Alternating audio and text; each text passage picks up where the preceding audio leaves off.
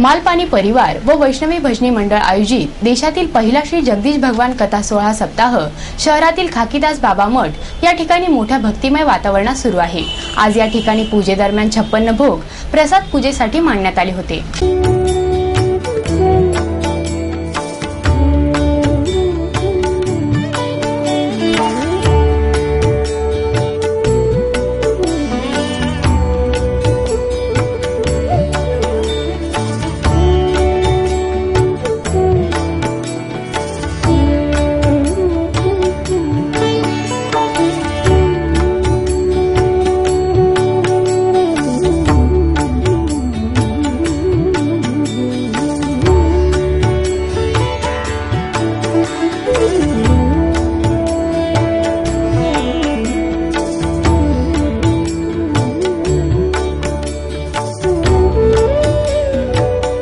मालपानी परिवार व वैष्णवी भजनी मंडळाच्या वतीने देशातल्या पहिल्या श्री जगदीश भगवान कथा सोहळा सप्ताहाचं आयोजन शहरात करण्यात आलं होतं। शहरातील लालटाकी परिसरात असलेल्या खाकीदास बाबा मठ या ठिकाणी हा सप्ताह सोहळा मोठ्या भक्तिमय वातावरणात पार पडत आहे।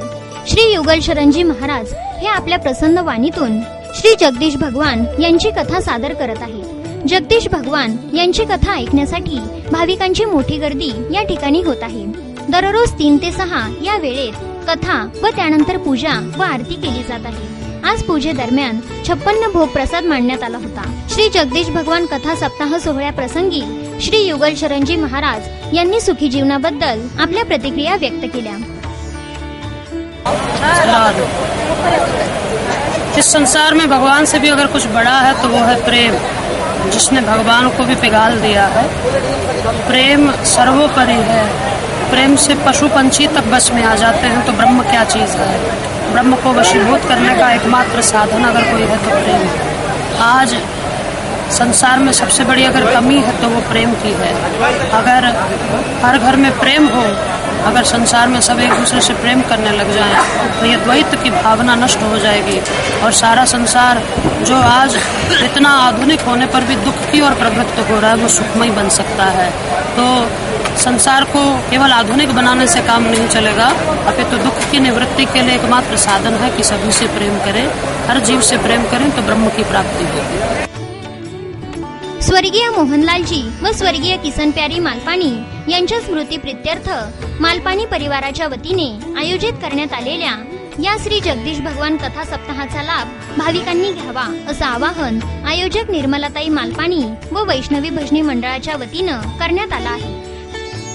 दर्शन कभी नहीं पाए, तुमसे मेरे से ज्यादा तुम्हारा सौभाग्य कि तुम्हें प्रत्यक्ष दर्शन देकर हो गए हैं।